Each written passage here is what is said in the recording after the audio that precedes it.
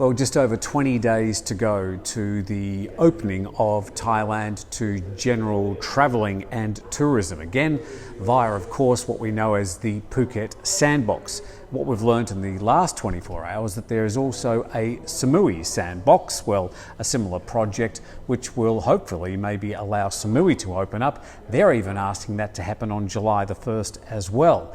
And Chiang Mai, also another tourist affected area, is saying that they would like to have some sort of sandbox type project starting from August the 1st. So there is a lot of demand of the areas around Thailand to start to reopen. But also in the past 24 hours, we've had a lot more information about the specifics of what you'll need to do before you come back to Thailand. So let's start to go through those in detail. This will be applicable for international travellers who are fully vaccinated against COVID-19 no less than 14 days but no later than 1 year before the date of travel. Arrivals must be from countries or regions with a low to medium risk of COVID-19 virus, as announced and constantly updated by the Ministry of Health. It'll be applicable for children under 6 years of age travelling with fully vaccinated parents or guardians. They don't need to be vaccinated. It'll be applicable for children between 6 and 18 years of age travelling with fully vaccinated parents or guardians, but they're required to take a COVID-19 test upon arrival at their expense. All vaccinated international arrivals must be fully vaccinated against COVID-19 with a vaccine registered with the Ministry of Public Health or approved by the World Health Organization. All arrivals are required to download and install the Thailand Plus application on their smartphones and must keep the app on at all times as they move to different locations around Phuket. There's also the Thai Chana and the More Chana app. Not exactly sure how they fit into the picture, but they're only talking about the Thailand Plus app at this stage. All arrivals are required to stay in an accommodation establishment that's certified with the Amazing Thailand Safety and Health Administration, also known as SHA+, for no less than 14 nights, and thereafter will be allowed to travel to other parts of Thailand. All COVID-19 tests must follow the guidelines from the Ministry of Public Health. Travellers are allowed to engage in any tourism activities on the island, but are advised to strictly follow the published guidelines of distancing, mask wearing, hand washing, temperature checks, testing for COVID-19 and contact tracing applications. Now, in regards to all that, there are some further things we need to pass on. You're also going to need a vaccine certificate to prove that you're fully vaccinated against COVID-19. You'll need a valid visa.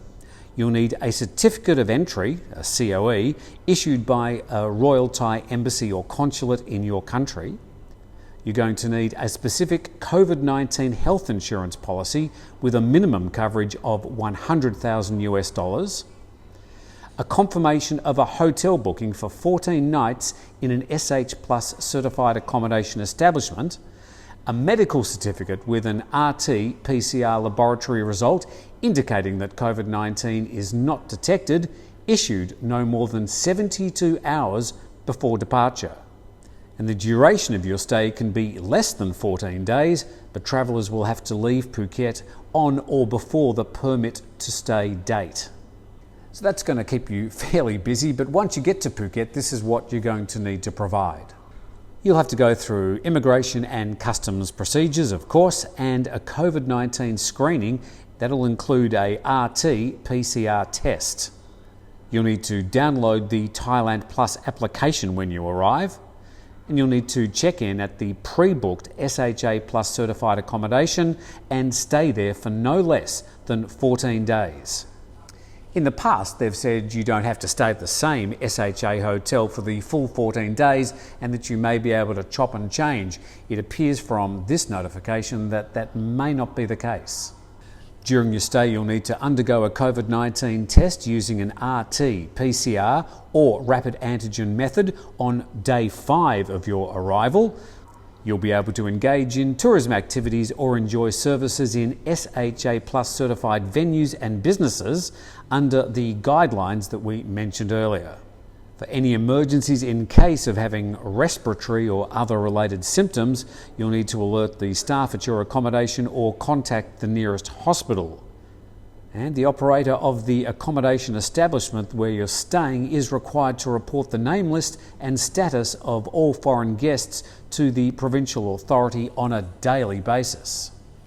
So as you can see, a lot of the paperwork is still quite onerous, but this is the latest information we have. It was published by the Tourism Authority of Thailand yesterday, and of course we will do our best to keep you up to date with all the latest on this Phuket Sandbox plan, which is all about reopening Thailand to you, the travellers, and getting tourists back into the country.